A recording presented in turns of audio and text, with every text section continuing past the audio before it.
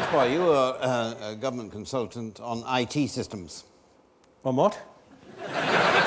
Information technology. Oh, yes, I have. Yeah. And Absolutely, yes. Yes, and Yes. among other things, that you recommend different companies for government contracts in IT. You must know an enormous amount about computer systems. No. But if you're not an expert yourself, what is it in your background that gives you the experience to make these recommendations? Well, the fact that until this year, I was the chief executive of one of the largest companies that were looking for government contracts. Yeah, really. And from your past experience, what is the government like as a customer for computers? They're absolutely ideal Are they? customers, yes, because government ministers are fantastically keen on information technology, and at the same time, by a very happy coincidence, they know even less about it than I do. And is there any particular project you're involved with at the moment? Yes, we're installing a brand new system of IT for the whole of the health service. Oh, for the NHS. This is Yes. the NP Fit, is it called? That's right, the National Programme for Information Technology. Yeah. And this is the biggest civil IT project in the history of the world. Goodness. And it means that doctors will be able to talk to other doctors, hospitals to other hospitals all across the country instantaneously. Yes. And, of course, that patients will be able to make appointments at any hospital they choose, with any consultant they choose, at the time they choose, in theory. In theory, what about in practice? Well, what's likely to happen is that your doctor will make an appointment with a consultant at the hospital you want to go to, and at the time, I mean, say 10:30 on a Thursday morning. And he will enter all that appointment information, that's how they do it. Yes.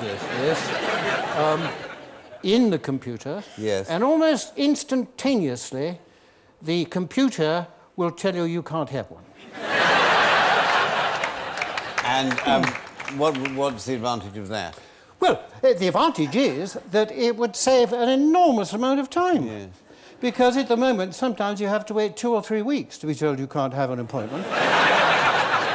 And you see, in this case, you get it straight away. Straight away, yes. And that is what is meant by patient choice. Right. So this is...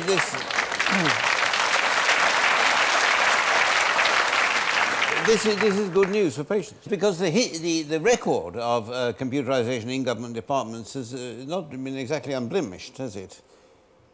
Patchy. Rather more than patchy. There's the fiasco of the passport office, where the new system led to, I think it was a backlog of 500,000 applications.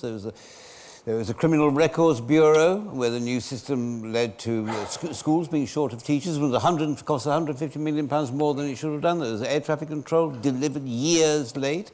There was a national insurance one, which led to a backlog of 14 million unprocessed files, and left some pensioners without their money. Yes, well, please don't go on.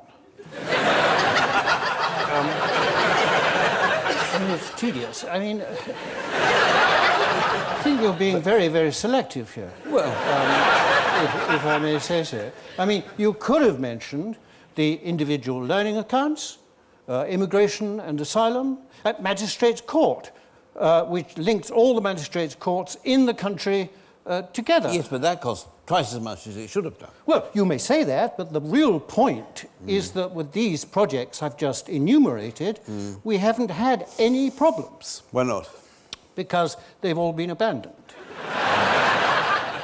Yes, but some of the firms who are involved in these failed systems are now being given new government contracts, aren't they?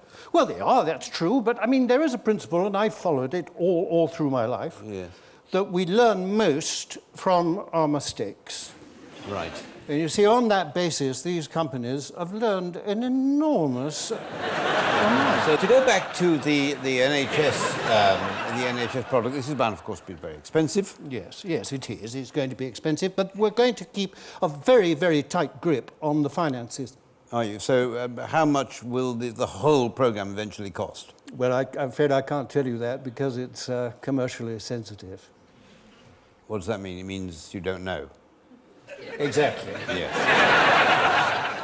But, on the other hand, we're tremendously looking forward to having it. Yes, because the trouble, it's going to cost, you've put £2.3 billion into it. 2.3 billion yes, pounds and I think into it, yes. Initially, supplying and installing the equipment is going to cost £6 billion. Yes, around that figure, yes. Well, yes, but supplying and installing is one thing. Implementing a system is another. I mean, every doctor's surgery, every hospital in the country has got to completely change its way of working. To give you one small example, a director of one NHS trust in Lincolnshire said that next year he's going to have to retrain 4,000 of his staff completely to cope with this new system, and he's got to hire new people to replace those people while they're being trained. So, I mean, who's going to pay for this? Well, that hasn't been decided. Because it's generally accepted that implementation costs between 3 and 5 times as much as the initial installation. That means a cost of somewhere between 18 billion, this is on your figures, 18 billion and 31 billion pounds extra to go on top of the original cost. That money's got to come from somewhere. Where is it going to come from? Well, it's going to come from somewhere, as you say.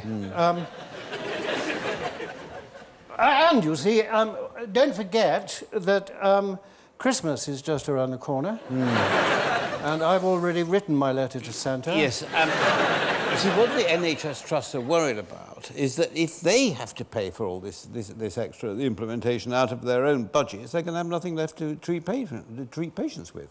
No, well, if they can't afford to treat patients, then they won't be treating patients. No, well, but then the whole exercise will have been for nothing. Oh, no. No, don't ever think that. Well, there'll be lots of a lot of sick patients, won't there? Well, there are a lot of sick patients now. And what this means is that by a touch of a button, they'll be able to find out the names and addresses and the medicines taken and so forth of all the patients that they're not being able to treat. And this is a very, very useful thing for any government to know, especially this government. Thank you very much. Thank you.